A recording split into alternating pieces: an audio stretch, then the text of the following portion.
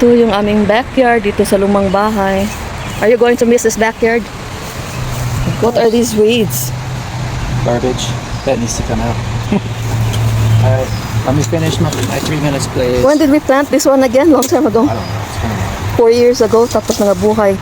Buti pa yung mga mulumurahin lang na roses. O, tingnan nyo, oh.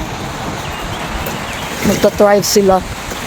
Tapos, yan, yung treehouse na ginawa ko sa mga bata. Probably about 12 years ago. So, welcome mga kaibigan ko dito sa aming pamamahay. Ito yung aming backyard sa kasulukuyan naming bahay. And soon ay lilipat kami doon sa bago. But ito yung favorite na spot ko. Ito yung libingan ng aming baby Manya. Yan siya yung baby namin. Tapos, lindibing namin siya. And this is the very reason why hindi namin pwedeng binta itong bahay na ito. Kasi ang baby namin ay dito nakaborrow. Plus, ito yung first abode namin. Ito talaga yung backyard namin na nagustuhan ko when we first bought this house. Pagpasok pa lang namin dito sa bahay na ito nung nakita ko yung backyard, sabi ko this is it. Alam nyo ba guys na ang bibilhin sana namin ay yung bahay dyan sa kabila. Tapos pagpunta namin doon ay naku, nahali na pala. And then it so happened na yung next door neighbor ay for sale din. Kaya sabi nung aming agent, tingnan natin. Tapos yung may-ari ng bahay nito ay nasa mga 90 years old na, tapos kapamatay lang nung asawa niya. So kukunin na siya ng kanyang anak at dadalhin doon sa pamamahay ng kanyang anak doon sa North Carolina ata yun. But ang pinakagusto ko dito talaga sa property na ito is yung malaking what they call this one, backyard. I want to buy this kind of rose. I don't know where to get those. no idea. So, ito na kami sa aming bagong bahay. Kailan pa kaya kami lilipat? Pero sinabi ko kay Corey, pwede daan tayo tapos slow mo natin at tingnan natin kung ano nang itsura ng ating bahay from the road. Kasi ang dami ng mga chichiburichi doon sa HOA. Dami nilang mga complaints na dapat ganito, dapat ganyan. Sabi ko, wala na siguro silang mako-complain dito kasi ang laki na ng gasto natin sa landscaping pa lang.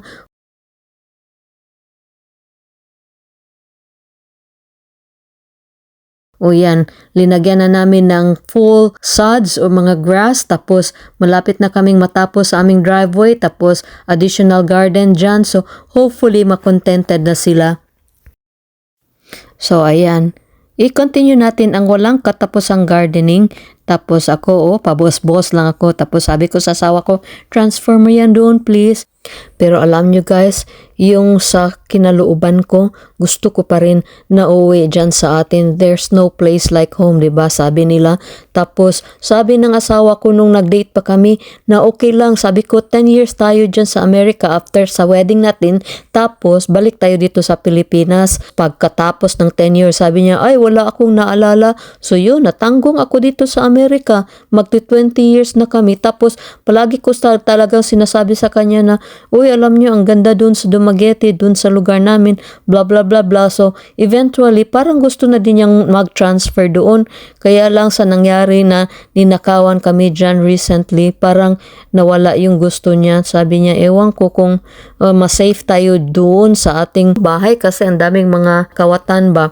Tapos sabi ko, di, akong bahala sa kanila. Di ba? Parang hindi putot ba? But seriously guys, I think blessing sa akin ng Panginoon na siguro matapang ako. Hindi naman ako nagsisimula ng away guys. Kontra ko lang talaga yung mga magnanakaw. Noon nga hindi pa ako nakapunta dito sa Amerika, may nang bubuso sa akin. Nako, linabas ko talaga at dinala ko yung baril ko. Sinigawan ko siya, balik ka dito kasi tumakbo. Balik ka dito at babarilin talaga kita. Sayang gabi kasi hindi ko nakita yung mukha. Sabi ni Corey, kailangan namin ng isa pang rose. Okay. One more rose, Borg. Okay. These are knockouts, no? True They're bloom. roses, but they're small roses. Yeah, they're smaller. I want like a really... Go smell the roses. I wonder how much this pot is. Kasi parang nagustuhan na niya doon sa bahay. Gusto na niya talagang maganda yung front yard. So, bili siya ng mulch. Hey, What? 8 square foot of sod. 4 by 2. for $11. Is that expensive? I would say That's a good deal. 8 point. That's not as good of a deal, no. No. Hey, you want to be careful. There's lightning's coming through. You know, my aunt in the Philippines had a plant like this one. She had a lot of plants. And her front yard, oh my gosh, it's so pretty. It's like paradise. But then after she got sick, she got paralysis. Then she couldn't water the plants anymore. Oh wow. True bloom. This one, I love this color. Oh, how come they don't smell good? I mean, they don't have Depends. smell. Depends on the variety, I'm sure. Yeah, I Sure. like this one. Uh-oh, we gotta come out because it's getting bad. You want that one? Yeah. Here, let's take a look at it. Let's make sure it's... Come on now. How much is it? $29. Oh Good. well, oh well. Are you sure is that the one you want? Yeah. Yan, oh, hindi na kita bibilhin. Hindi na ako. I will not buy something like this anymore. Yeah, It's like a joke. Namamatay sila. Are they the same? I think the color, I just was saying this one's, looks like they trimmed it right there, so it's kind of, this one's Yeah, more, we can get that. sorry. Sorry. Nag-sorry siya. Kasi pinalitan. But someone will get you, because look at those reds. Yeah. Here. You're funny. Get that off. Can you get that off of there? There you go, right there. Okay, yeah. Alright, let's go. Ang ganda-ganda ng mga bulaklak. Just try to imagine kung may garden ka na ganito. Pag gising mo sa umaga, kita mo itong mga ganito. It's like, oh my golly. Yung auntie ko, ganyan yung mga tanim din niya. Daisies, tapos Yeah, look at the, okay. roses. Ganda ng... Ay, hindi na ako bibili sa inyo kasi namamatay kayo. Yan, oh. Transfer ko na yung mga citrus namin dyan, oh. Normally, pag maginaw talaga, nasa loob sila ng bahay. But then, it has become so warm already. So, okay lang sila dyan. Dyan yung mga bahay nila hanggang October siguro. Tapos, hakot na naman papunta sa sulod ng bahay, silid ng bahay. So, yan. Ito lang talaga yung nakakawala ng stress ko. Meron din namang mga places dito sa Amerika na walang nagnakaw. Kasi, tingnan nyo yung cement mixer namin yan. Ay, almost 1 month na yan dyan. Or 3 weeks ata. Tapos wala talaga nagnanakaw. Yan, kasi very safe itong neighborhood na ito. Yung mga hirimentados ni Dan, yung aming friend carpenter, ay dito lang niya linalagay. Yung mga table saw niya, tsaka yung stamper niya, yung mga mamahalin na mga construction materials niya. Iniiwan lang niya dito. Dito, nung Christmas, ilang buwan yun, na dito lang niya sa harap linagay. Walang nagnakaw. But anyway, punta ako dun sa baba. May ichichika ako sa inyo. Tatanggalin ko na ito kasi parang over na talaga. Yung kailangan pa itong hugasan. Tingnan nyo yung kamay ko. Kasi bago lang akong nag-gardening doon. So, ito yung mga chichibureche ko na kailangan hugasan. Tapos, ilagay ko doon sa shelf. But for now, ay atin itong tatanggalan ng mga... Hello! Yan, ito pang Christmas ito. And so, i-wrap ko ito. Tapos, isang tabi. What else? Siguro tatanggalin ko muna yung what do you call this one? Itong mga sofa cushion, yung mga throw pillows ay ililigpit ko para hindi nakakasawa tingnan ba. Tapos palabas ko lang pag may party dito. So dito ko lang ilalagay yung mga dapat ligpitin.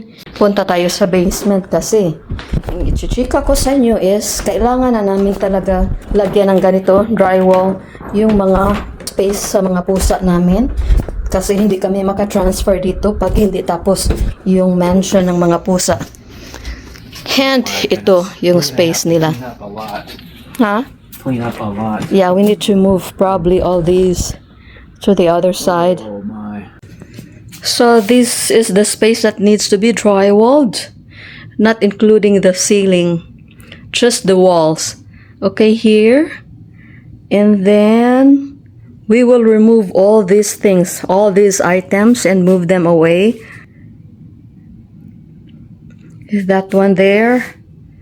And then this little nook here. And also that one. So don't worry, we will remove all these items, transfer it somewhere else. So para sa kaalaman ng iba, kahit na walang nagtatanong, ito po yung aming massive basement bathroom na kailangan pang tapusin. So ito yung ating shower area, tapos commode dyan, tapos ito yung ating sink area. Tapos, so dual entrance yan. Yan, papunta sa mga pusa. Dito, papunta sa in-law suite. At, nandyan, thank you, Borg. Ito yung ating tornado shelter. Yeah. So, ito, pag may tornado, kasi grabe yung tornado, guys. Uklap talaga yung buong bahay. Yung parang ina-uproot ba.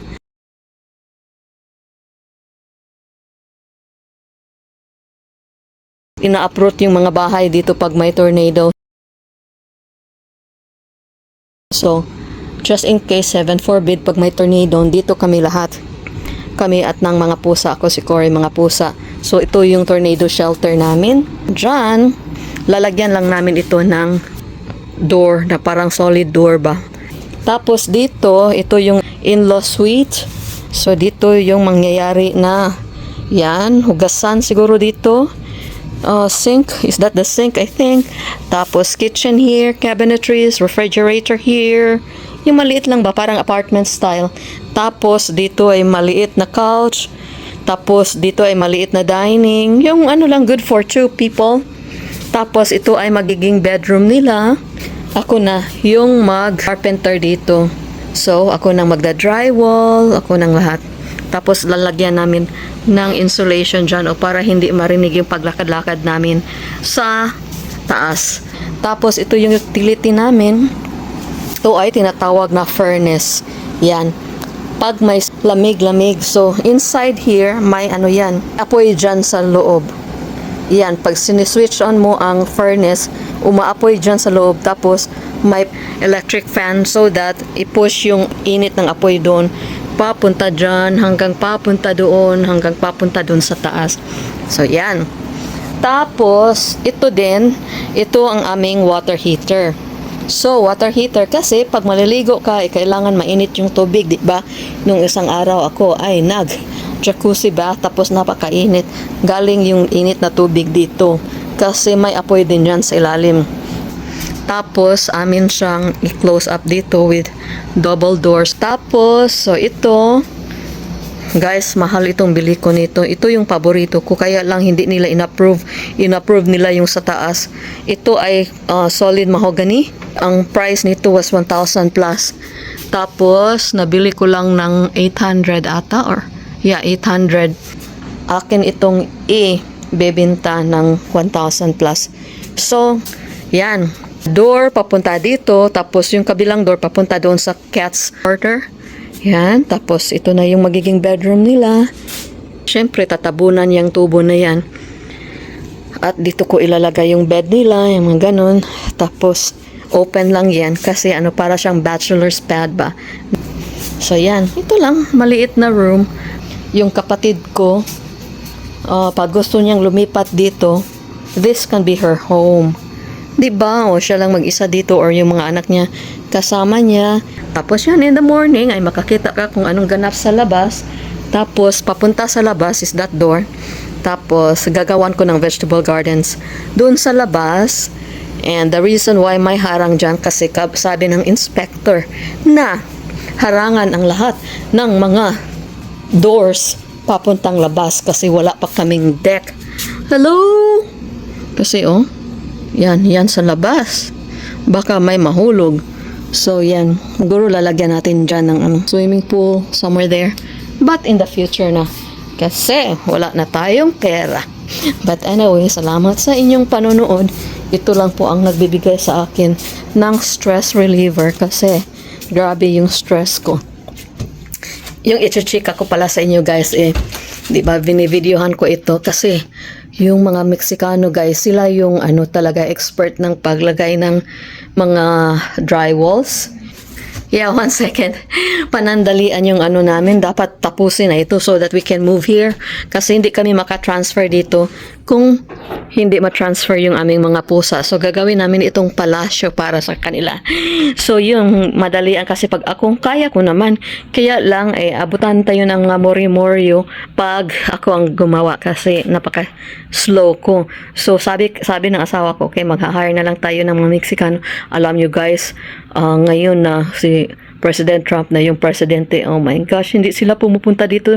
Normally, pumupunta sila dito para mag-measure free estimate. Tapos parang takot sila ba na everybody na tinatanong ko na magkano yung estimate nyo, ayaw nilang pumunta dito guys. Gusto nila na i-videohan kasi kala nila ba na baka i-report sila or hindi totoo na mga police kami na dadakpin sila at i-report pa balik sa kanilang pinanggalingan. Sabi ko, ba't kayo natatakot? Kung may permit kayo na punta dito sa Amerika, then why be afraid, diba? But anyway, yan yung story ko na iti-chika ko sa inyo. Thank you for watching!